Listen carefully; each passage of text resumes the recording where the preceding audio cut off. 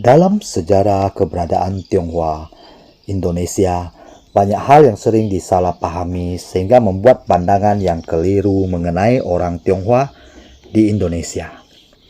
Yang pertama adalah pandangan bahwa orang Tionghoa menguasai ekonomi Indonesia. Di sini kita perlu memahami bahwa orang Tionghoa sejak Orde Baru tidak memiliki pilihan selain berkecimpung di dunia bisnis. Pada kala itu orang-orang Tionghoa sangat dibatasi, bahkan bisa dikatakan tidak bisa menjadi PNS, tentara, polisi. Berkecimpung di dunia politik mereka juga tidak bisa, dan bahkan berbagai hal yang berkaitan dengan orang Tionghoa dilarang. Dengan keterbatasan itu, akhirnya pilihan terbaik bagi orang Tionghoa hanyalah berkecimpung di dunia bisnis. Bahkan dalam dunia bisnis juga, orang-orang Tionghoa terpaksa harus bekerja sama dengan aparatur negara, orang-orang yang memiliki kekuasaan agar bisnisnya aman dan lancar. Orang Tionghoa bekerja keras dan memulai bisnis dari nol, dengan dibayangi sikap diskriminasi dan tekanan banyak pihak. Kesabaran, ketelatenan, dan pandai mengatur keuangan adalah hal yang membuat orang-orang Tionghoa banyak sukses di dunia bisnis. Seringkali orang-orang berpandangan orang Tionghoa adalah kaum yang eksklusif. Perlu dipahami bahwa orang-orang Tionghoa menghadapi diskriminasi selama berpuluh-puluh tahun. Itu memaksa orang-orang Tionghoa untuk lebih berhati-hati dan waspada serta fokus pada bidang yang mereka geluti, yakni bisnis berdagang. Untuk menghindari masalah dan sikap diskriminasi, orang Tionghoa menjaga jarak dari berbagai hal yang menurut mereka dapat menyebabkan masalah bagi mereka, keluarga, dan golongan mereka. Karena seperti yang kita ketahui, jika ada pergolakan, ada masalah, orang Tionghoa yang biasanya menjadi sasaran pertama. Masalah kecil yang ditimbulkan satu orang bisa menyasar ke satu golongan. Oleh karena itu, kehati-hatian dan kewaspadaan membuat orang Tionghoa menjaga jarak. Namun itu semua berubah sejak berakhirnya Orde Baru. Orang-orang Tionghoa sekarang jauh lebih membaur dan terlibat dalam politik dan hubungan antar masyarakat di Indonesia. Sangat banyak asimilasi kebudayaan Tionghoa dengan suku-suku lain di Indonesia, terutama di bidang kuliner. Budaya Tionghoa turut serta membaur dengan kebudayaan etnis lain sehingga menciptakan keberagaman budaya di Indonesia. Contohnya budaya orang Betawi yang sangat kental dari asimilasi dengan budaya Tionghoa. Misalnya musik gambang kromong, baju koko, pakaian pernikahan orang Betawi, dan banyak lagi. Contoh-contoh lainnya adalah tahu sumedang, bakso, bakmi, bakpia, lumpia, dan banyak lagi asimilasi budaya kuliner Tionghoa dengan budaya kuliner di Indonesia. Bahkan banyak kawasan di berbagai daerah diambil dari orang Tionghoa, seperti Kali Angke yang berarti kali merah dalam bahasa Hokkien, Singkawang yang diambil dari kata San Keujong dalam bahasa Hakka, Karawaci yang bermakna kampung rawa Cina, Teluk Gong, dan banyak lagi.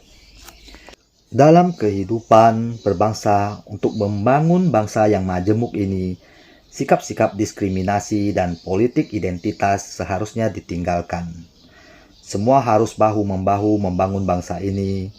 Setiap orang memiliki hak politik dan dinilai dari kemampuannya dalam memimpin, kejujurannya, dan ide-idenya dalam membangun bangsa. Bukannya malah mempermasalahkan identitas kesukuan orang tersebut. Isu-isu SARA, propaganda-propaganda yang menghalangi kemajuan dan kemakmuran bangsa ini harus dibasmi. Ciptakan generasi masa depan yang cemerlang, dengan akal pikiran yang toleran dan sehat. Kita sering mempermasalahkan diskriminasi di luar negeri, mulai dari diskriminasi terhadap orang kulit hitam, hingga diskriminasi terhadap orang Asia oleh orang kulit putih. Namun kita melupakan masih adanya diskriminasi di sekitar kita.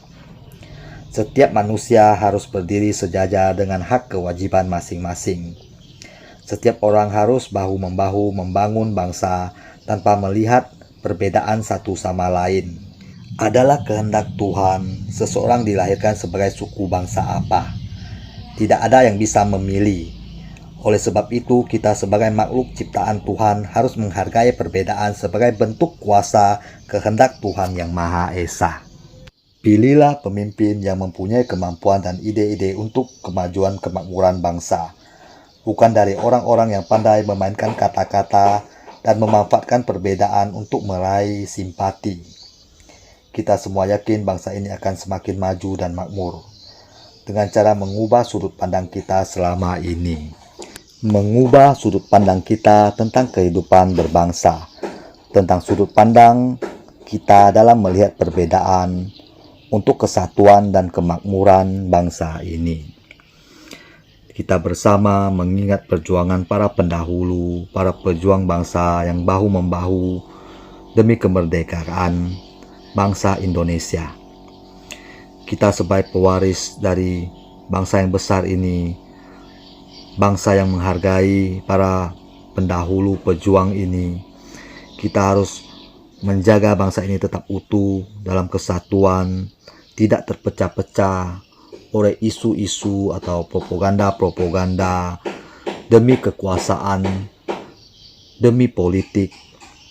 Bersatu bahu membangun bangsa ini demi kebaikan kita, demi kebaikan anak cucu kita, generasi-generasi selanjutnya. Salam berkah kebajikan. Saya ucapkan terima kasih untuk semua teman-teman telah menonton video ini hingga habis. Sampai jumpa di video-video selanjutnya. Kita terus jaga persatuan. Kita hilangkan segala perbedaan bersama membangun bangsa. Dan terakhir saya ingin minta kepada teman-teman, tolong subscribe atau like atau share video ini. Kita bersama memberikan edukasi yang baik untuk generasi-generasi selanjutnya. Membangun bangsa yang toleran, membangun bangsa dengan sumber daya yang baik, sumber daya yang tinggi. Sampai jumpa.